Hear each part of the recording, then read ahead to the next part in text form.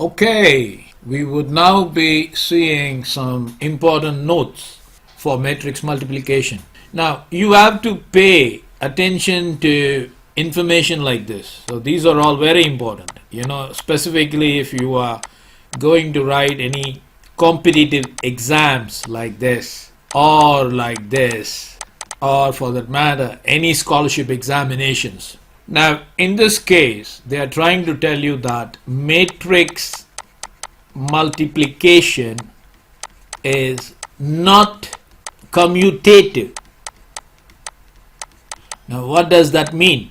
It means if you multiply matrix A with B and you multiply the same matrix, but this time B with A, then according to the law of matrix multiplication, you have to understand that AB will never be, or in other words, the best way to say that, it is not necessary for AB to be equal to BA. Suppose if order of A is M times N and order of B is N times P. Now, clearly, AB can be multiplied, but we do not know if B times A can also be multiplied, because if I were to write the order of B, then it would be N times P, and following it up with the order of A, which is M times N. Now, clearly, in this case, you will only be able to multiply B times A if and only if P is equal to M. So that is the important aspect that you have to know. So in other words, A times B, if it is defined, then it need not be equal to B times A. Of course, given the fact that B times A is also defined. So the best way to put it is matrix multiplication. If they were to ask you, is it commutative? Your answer should be no. Matrix multiplication is not commutative.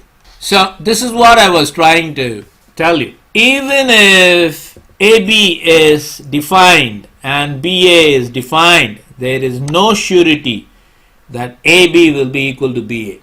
Have that in mind.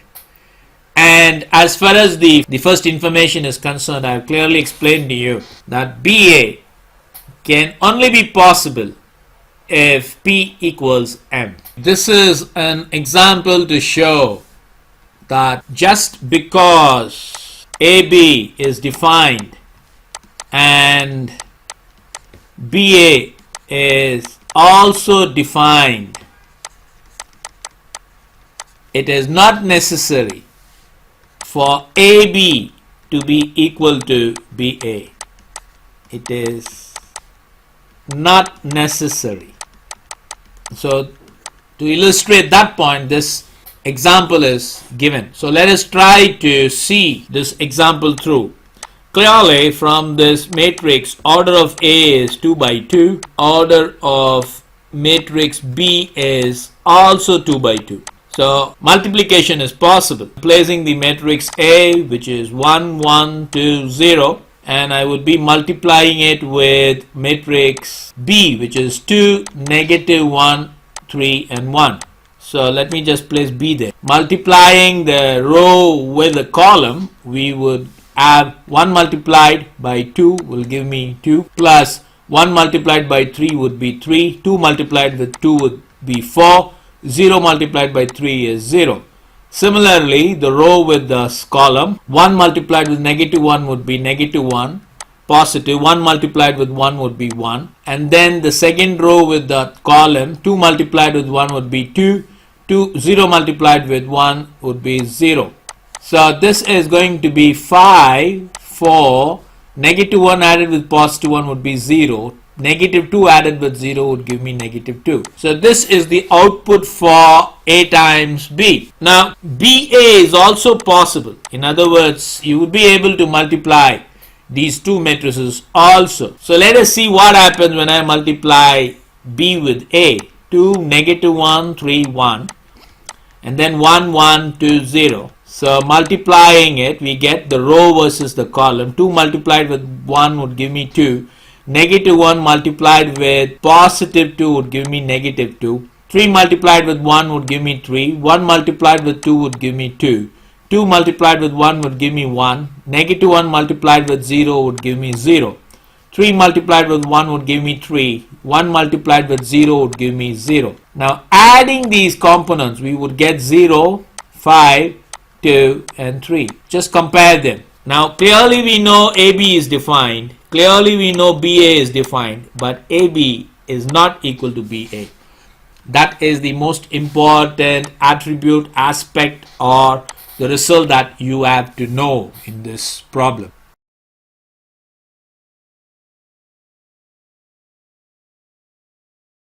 In this note, we have to understand that cancellation law does not apply to matrices. Remember that. Now, what exactly does that mean? In algebra, suppose you have something like this, 2x is equal to x squared, then you can rewrite this as 2x is equal to x times x, and then cancel the x like this and then state x is equal to 2.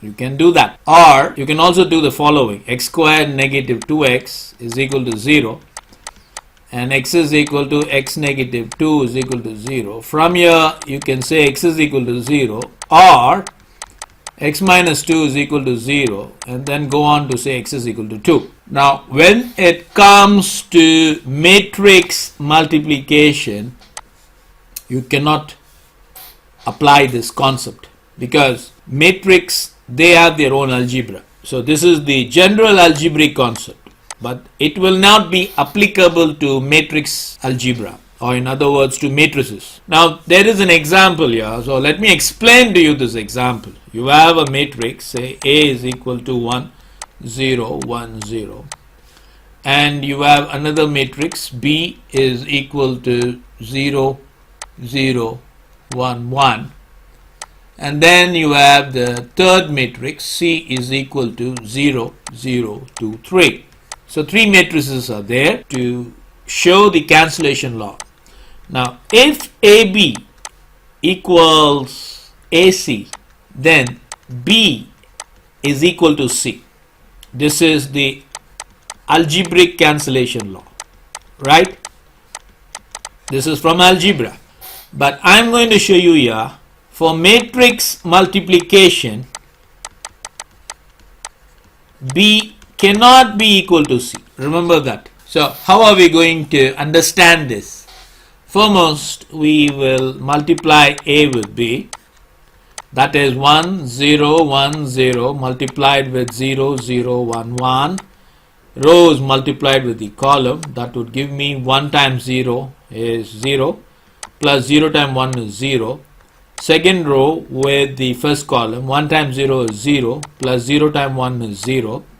Follow it up for the second column with the first row. So 1 times 0 is 0, 0 times 0, 0 times 1 would also be 0. 1 times 0 is 0, plus 0 times 1 would be 0, giving me 0, 0, 0, 0. So that is for AB.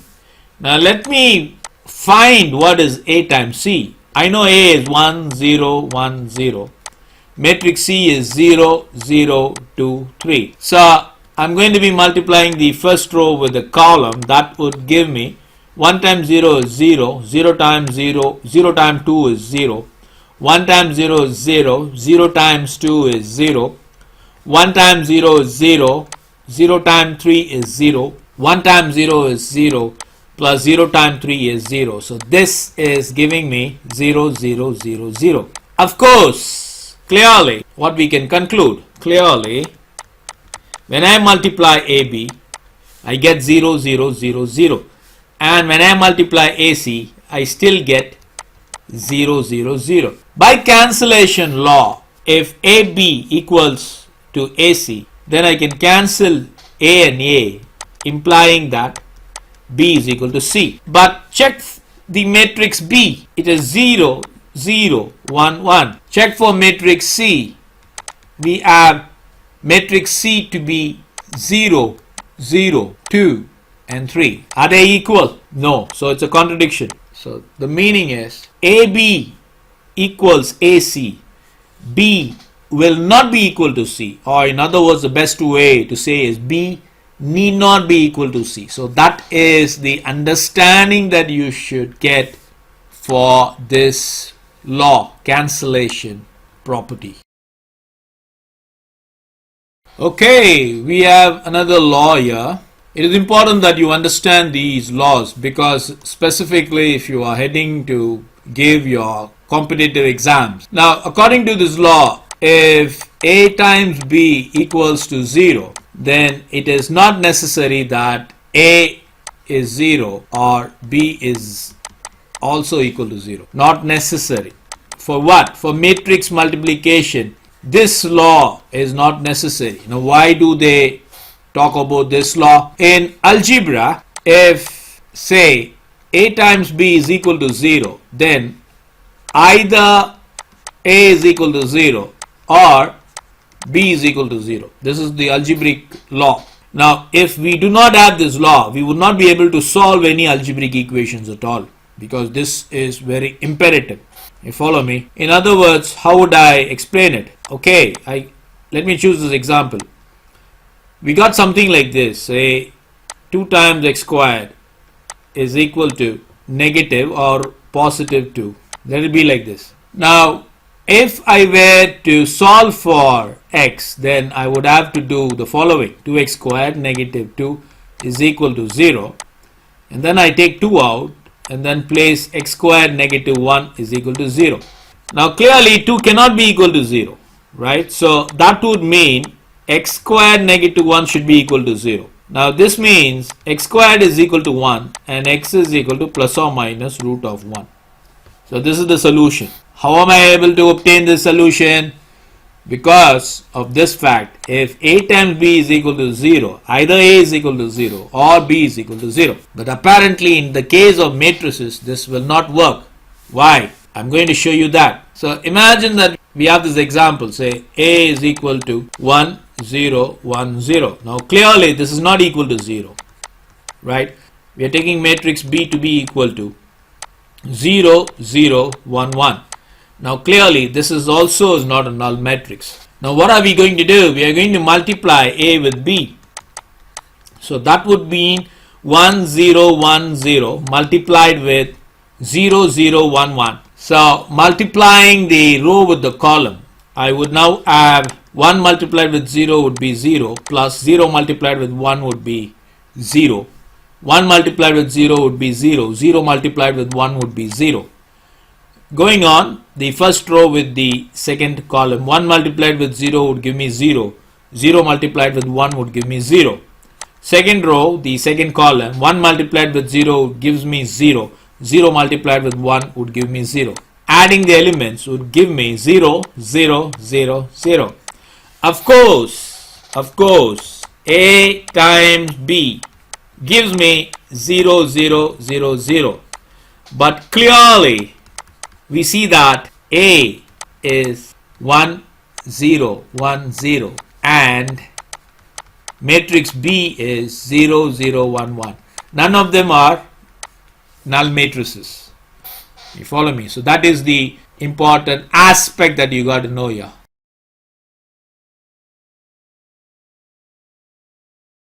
Finally, we have to show that A plus B raised to the power of 2 will not be necessarily equal to A squared plus 2AB plus B squared. So in other words, what exactly they are trying to tell you is the most famous algebraic result, A plus B raised to the power 2, in the case of matrices, it will not be true. Have that in mind. That in other words, A plus B raised to the power 2, it will not necessarily be equal to A squared plus 2AB plus B squared. I can just show it to you by means of an example. This will also be applicable if the sign is replaced with a negative sign. Similarly, the next famous algebraic property, A squared negative B squared, will not necessarily be equal to A plus B multiplied with A minus B. In most cases, most of the times these results will fail. That is what they are trying to tell you. So that is one of the reasons we have an area called as matrix algebra. Okay. In other words, what exactly they are trying to study here? They are trying to study specific rules that govern matrices. Let matrix A be equal to 0, 0, 1, 1 and matrix B be equal to 1, 1, 1, 1. Now A positive B will be 0, 0, 1, 1 added with matrix B 1, 1, 1, 1. So adding these elements, 0 added with 1, 1 added with 1, 0 added with 1, 1 added with 1. This gives me 1, 2, 1, 2. So this is A plus B, right? But we have to take A plus B whole squared. So therefore, A positive B raised to the power 2. According to matrices, it's nothing but A positive B being multiplied with A positive B again. So that would mean I got 1, 1, 2, 2 being multiplied with 1, 1, 2, 2. So when I multiply, what do I get? A row against the column. 1 times 1 plus 1 times 2, 2 times 1 plus 2 times 2, 1 times 1 plus 1 times 2, the row with the column, and then 2 times 1 plus 2 times 2, 4. So if you were to sum it up, you get 3, 6, 3 and 6. So this is A positive B raised to the power 2. Now let us evaluate A squared positive 2AB positive B squared. So that would mean first I would have to consider, I'm going to do it in steps. Consider A squared.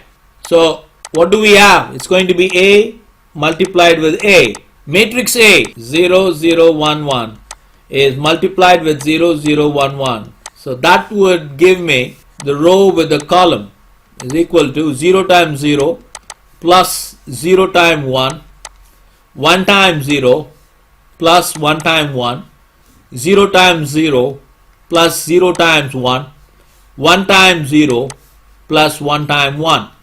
So this is going to be equal to 0, 1, 0, 1. So this is my A squared.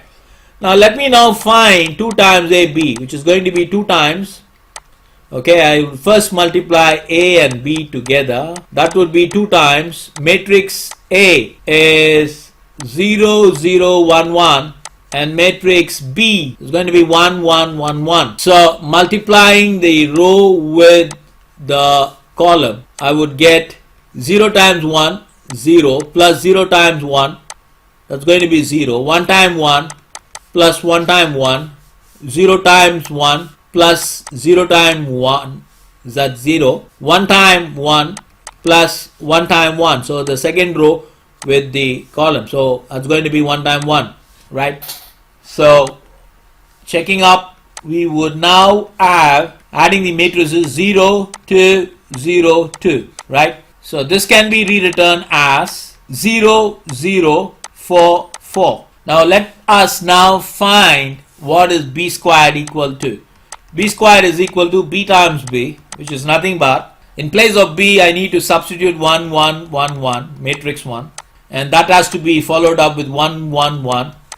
So I would be multiplying the row with the column, so that would give me equal to 1 multiplied with 1 plus 1 multiplied with 1, 1 multiplied with 1 plus 1 multiplied with 1, 1 multiplied with 1 plus 1 multiplied with 1, 1 multiplied with 1 plus 1 multiplied with 1. This is going to be equal to 1 added with 1 would give me 2, 1 added with 1 would give me 2, 1 added with 1 would give me 2, 1 added with 1 would give me 2. So I have got A squared, 2AB and B squared. So now the question is to add them all together. Okay, so I have placed all the elements of A squared, 2AB, positive B squared, and I'm going to be adding them. So let me see what do I get when I add. 0 added with 0 added with 2, that is going to be 2. 0 added with 0 added with 2, that is going to be 2. 1 added with 4 added with 2, so that's going to be 7. and 1 added with 4 added with 2, so that is also going to be 7. Now this has to be equal to a positive b raised to the power 2, right? But you just check a positive b raised to the power 2. What do you get? You get 3, 3, 6, 6, right? So if you were to check that this is not equal to a positive b raised to the power 2, you will encounter the same result if you were to replace this plus by minus, that is a negative b raised to the power 2. Until we meet again.